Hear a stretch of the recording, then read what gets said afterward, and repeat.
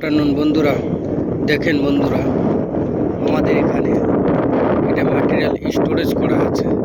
এই ম্যাটেরিয়ালগুলো এখানে সব বলে কেমিক্যাল, কিন্তু কেমিক্যাল নয়, এগুলো আছে সব মেশিনারি অয়েল। যেমন এই ড্রামগুলো দেখছেন, এইগুলোর ভিতরে আছে মেশিনারি অয়েল।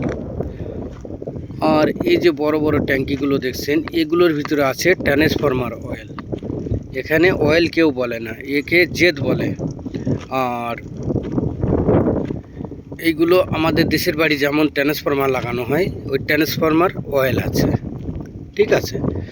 আর এইগুলো দেখেন, এইগুলো সব মেশিনারি জিনিস, এখানে স্টোরেজ করা আছে। এখান থেকে সব কিছু দেখে শুনে চেক করে ও সব কাউন্টিং করে এখান থেকে এখানে 10টা কোম্পানি আছে, 10টা কোম্পানিতে সাপ্লাই দেওয়া হয়।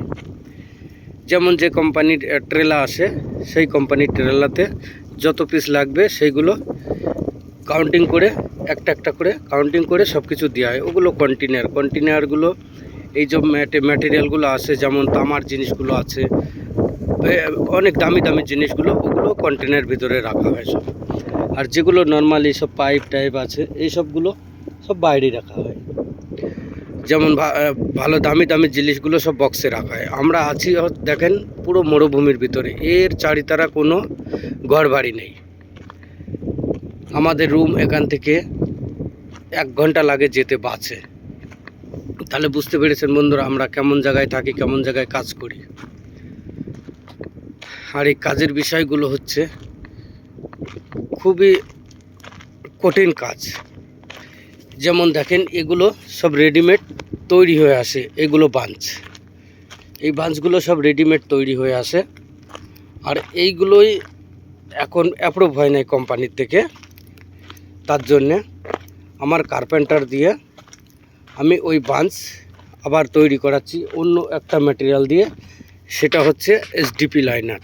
এই দেখেন এসডিপি লাইনার সব রোল আছে, এই রোল কেটে কেটে আমি size by size scrub material দিয়ে তৈরি করছি। যেমন আমাদের ওখানে বলে কাঁচরা, যেগুলো মুরব্বা সব কাঁচরায় ফেলে দেওয়া হয়, এই সব জিনিস।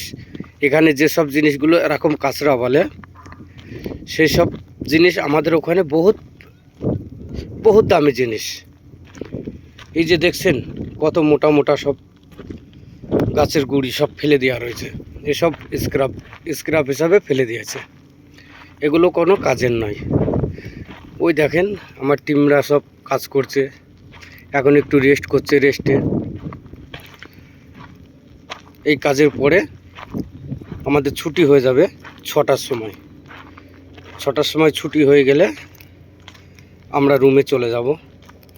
এই কাজটায় একটা বাঞ্চ তৈরি করতে 5টা করে মানুষ 2 দিন লাগে। সেই কাজটা আমি করাচ্ছি 5টা করে মানুষ দিয়ে একদিনে। কেমন করে? ওদেরকে 1 ঘন্টা ওভার টাইম বেশি দিয়ে এই কাজটা করিয়ে নিচ্ছি আমি। এর জন্যে আমার মুদিরাও আমাকে প্রচণ্ড লাইক করে। বুঝতে পেরেছেন বন্ধুরা?